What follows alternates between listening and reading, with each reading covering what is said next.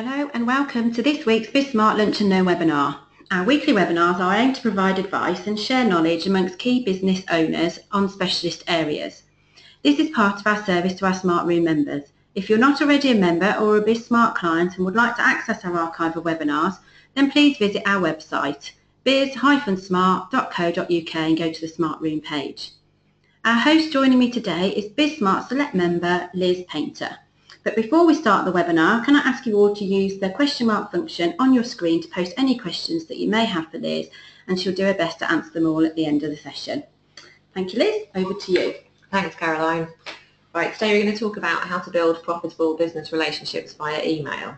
If you're not sending regular emails out to your customers, you're probably missing out on sales because you're not staying in touch with them. And if you're not staying in touch with your prospects as well, you'll definitely be missing out on sales.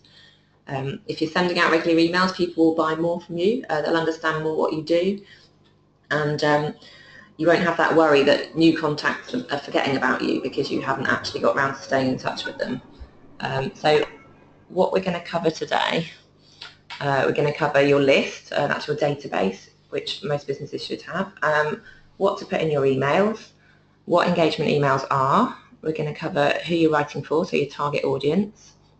And we'll cover getting some personality into your emails, ideas for the content of your emails, and we'll cover the importance of the subject. That's the little bit in the that people see in their inbox, call to action, and then what you can do next. So first of all, let's talk about your list. Do you keep all of your customers' contact details? Most business owners have got a database or a CRM system to keep track of their customers. At the very least, you've probably got a record of all the customers you've invoiced stored in your accounts package. But strangely, it's so valuable that so many businesses actually aren't keeping a record, or if they do, they're not using it properly. I get my hair cut at a local hairdresser's and they have got a database. They know my name and my phone number, but they don't do anything else with it other than send me just a text reminder to say I've got an appointment booked. And it's crazy. I've got a really busy life, and I'll often put off going to the hairdressers till the last minute, to the last possible moment really, and probably go a lot less than I would if they actually emailed me to remind me. If they were sending me out regular engagement emails, they'd be in the forefront of my mind, and I'd be thinking, oh yeah, I must book an appointment.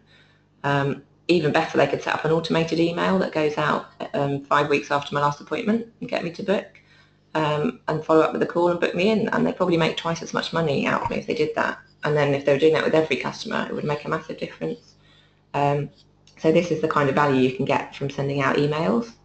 So your CRM system is the starting point. That's your customer relationship management system. So if you haven't got one, it's a really good idea to look into it. There's loads of free trials you can do online with different options. And you also need an email marketing service. So something like MailChimp is a good starting point.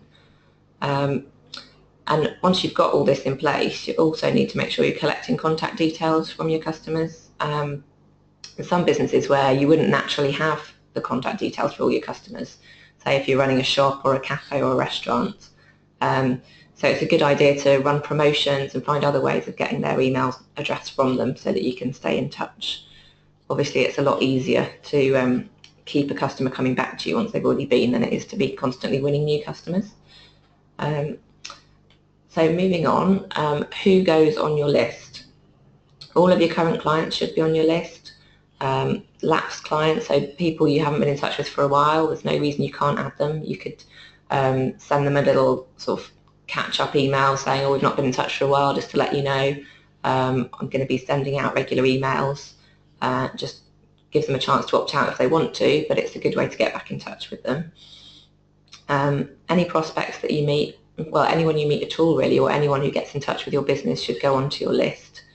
Again, you might want to send them a courtesy email just to say, hey, I've added you to my list. Obviously, if you don't want to get these emails, please feel free to let me know or unsubscribe. If you meet people networking, you can, even in conversation, you can say to them all, you know, I tend to add people that I meet to my list. Or again, you can follow up with an email and just say, you know, I'll be adding you to my list, just let me know if that's a problem. And then if you've got any opt-ins on your website, so if you've got any ebooks that you give away or reports or anything like that, all those people should be getting onto your list. So you basically don't want anyone to fall through the cracks. Moving on from the list itself, what should be going in your emails? Now there's a couple of different strategies people use when they're emailing out. So you've got the monthly newsletter versus the weekly engagement email.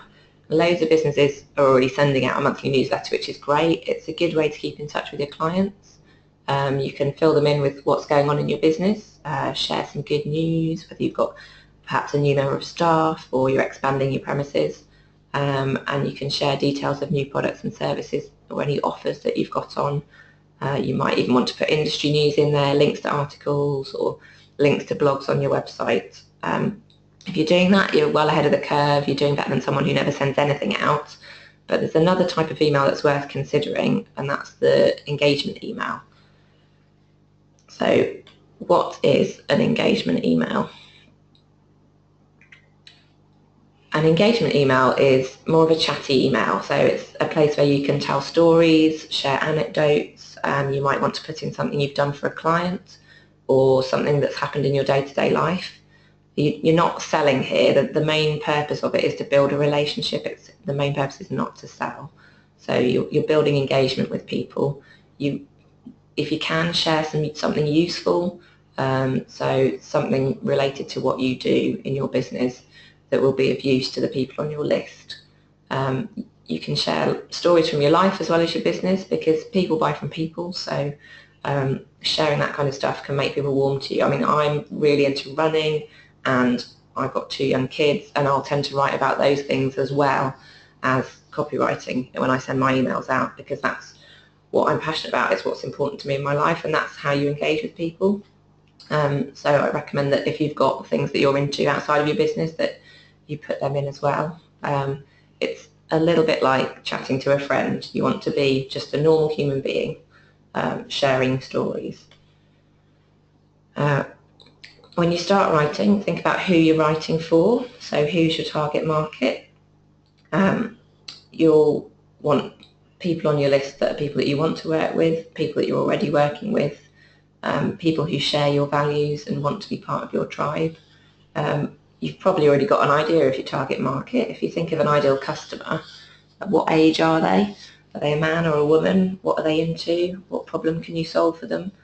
All of these things you should be thinking about when you're writing.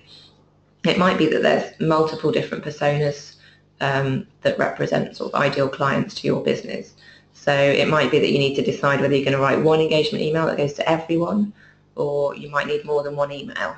Perhaps a good example of that is if you're in education and you supply both parents and teachers. They're totally different markets. They've got different motivations and different needs. So you might want to send out a different email for each market.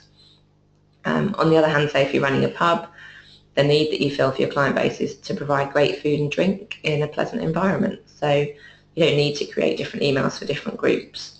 I mean, obviously the technology exists for you to do that. You could even go so far as to record what food and drink people have ordered and then promote the things that they like. So say if you have a curry night and you know that particular customer always orders curry, you can promote that to them. But your engagement emails don't need to be that targeted all the time.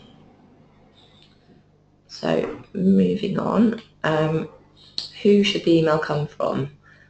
Ideally, I would say that somebody very near the top of the tree in your business, so the business owner or a manager, someone who's going to be consistently in the business, is the ideal person to write the email. It could be that there's someone in your team who's a long-standing member of staff who's pretty reliable and they might be right for the role, or it might be that you want to do it yourself. I mean, if there's no one in your team that fits the bill and you don't want to do it yourself, then it might be that you want to outsource it. A good copywriter will be able to quiz you on your industry and adopt the right tone of voice. They'll probably chat to you and sort of take elements of your personality if you're sort of leading up the culture of the business, and they'll be able to write engaging emails that connect with your clients. But ideally, write the emails yourself because it is your business and you're going to know the most about it. Right. A lot of the time people will struggle with what to write. They'll sit down at their computer, they'll have a bit of a blank, their brain will be blank and they'll think, oh, what on earth am I going to write? So the best thing to do is to just start writing. Imagine you're writing an email to a friend, you're telling them about what's been going on in your life. You'd use a chatty style and you'd try and make them laugh, or you might open up and connect with them in some other way. Maybe you've achieved something recently that you want to tell them about. And just the starting point of the email needs to be something friendly like that. And then if you can add some value by telling them something useful about your industry or something that you've achieved for a client, perhaps you've solved a problem for a client this week, you could put that in there. Or if you could even share how you could have prevented the problem in the first place, but obviously be diplomatic if the customer involved might read the email. If you've been doing any charity work, you could put that in, or tell a funny story about your team. It doesn't have to be all business, so just talk about whatever seems relevant that week. The more people can learn about you as a person, the more human you'll seem. So it's a great way for them to get to know you and then to want to work with you. Moving on to content ideas. It's a really good idea to sit around and brainstorm some content ideas, because that means you've then got a list that you can go to avoid that kind of blank screen situation where you're thinking, oh, what on earth am I going to write about? If you can sit down with a member of staff or perhaps your spouse or a friend and just brainstorm ideas, sit around a table, maybe use a whiteboard, and just talk about what you could write about until you've got quite a long list. You can do research online. You can look at what other people are writing and blogging about in your industry. I'm not talking about copying what other people are doing here, but there's nothing wrong with getting a bit of inspiration from someone else. And look at other related industries as well. So I'm a copywriter, but I keep an eye on what other creative people are doing. So I might read stuff by graphic designers or architects or photographers and just take a bit of inspiration from what they're up to. Another good way is to get ideas from bloggers. If you've got blogs you enjoy reading, that might give you some ideas. Or if you're in the car a lot, try listening to business-related podcasts for inspiration. If you're not sure who to listen to, just have a browse on iTunes. There's loads of stuff on there. You can find stuff that interests you. Moving on to the actual technique of writing. A lot of people say, oh, I don't know, I don't know if I can write. Maybe I'm not very good at writing, or they weren't very good at it at school, or they've got other kind of barriers that are stopping them writing. Basically, if you want to improve your writing, I'd say you need to write a lot and you need to read a lot as well. So just read more. It'll all improve your vocabulary and improve your writing. And then obviously practice. The more you can write, the better you'll get at it. If you're really struggling to sit down to write, you need to come up with some strategies that will help you sort of clear your head and get on with it. One of the things I do is I'll go for a quick walk if I'm struggling to write. So I'll either go for a walk around the park near my office, or if I'm working at home, I'll go out along the canal near my house and just kind of refresh my brain. And often I'll come up with ideas as I'm walking along. Don't worry about the quality of what you're writing, just start writing. I'll often end up getting rid of at least the first paragraph of what I've written because I think it's rubbish. But at least I've got started, so don't worry about the quality from the beginning, just get started. And you don't have to keep everything you write. I probably get rid of about 1 in 3 of the blog posts and emails that I write for myself. I'm probably a bit more fussy than maybe someone who's not in the writing industry, but you don't have to put everything that you write out there. Just pick the best stuff out and go with that. And the other thing is self-belief. If you're sitting there at your desk saying, oh, I'm a terrible writer, I can't do it, it's going to be rubbish, then that's what's going to happen. Whereas if you believe that you can write well, it's much more likely to happen. So have a bit of self-belief. And finally, if it's really not your thing, that's fine. You don't have to be good at writing. You don't have to plug away at it if it's not your thing. Just outsource it. There's plenty of people out there that can help you. Some of the pitfalls that people find themselves in when they're writing engagement emails are trying to be someone they're not. Just be yourself. There's no point trying to adopt a kind of a style or a tone of voice that isn't you. If you're not ultra cool, don't try and be ultra cool. Just be who you are. Don't get lost in sort of industry jargon or complicated language. Just talk in a way that the customer will understand, because that's what's going to connect with them. And don't use really formal language. I think even if you're in a profession, say like an accountant or a lawyer, obviously you need to be professional, but you don't have to write in a really formal style. That's not how we all talk day to day. Use conversational language, and don't make it sound like an academic essay. Don't use the passive voice, use active verbs. So if you're a builder, don't say the extension was finished. Use to a high standard, say we worked hard to make sure the finish was of the high standard, using the active verb every time. And don't be overly wordy. If you're telling a story and it's engaging, then it's fine to write a longer email, but always use as few words as possible to tell a story. I'd say probably aim for around 500 words max. Shorter is better. To be honest, I go over that word limit all the time when I'm telling a story, but just don't go on and on and on for the sake of it. Try and be concise. Right, moving on to the email subject. So this is the bit that people will see when they're scanning through their emails on their phone, or they're going through their inbox on their computer. And it doesn't have to be a sum up of what's in the email.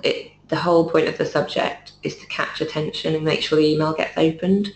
So don't think, oh, I must summarise what's in the email here. That's not what it's about at all. You want something catchy.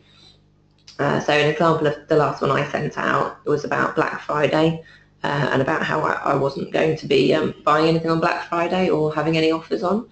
And so I put my subject as, it starts with B, ends with Friday, and has lack in the middle.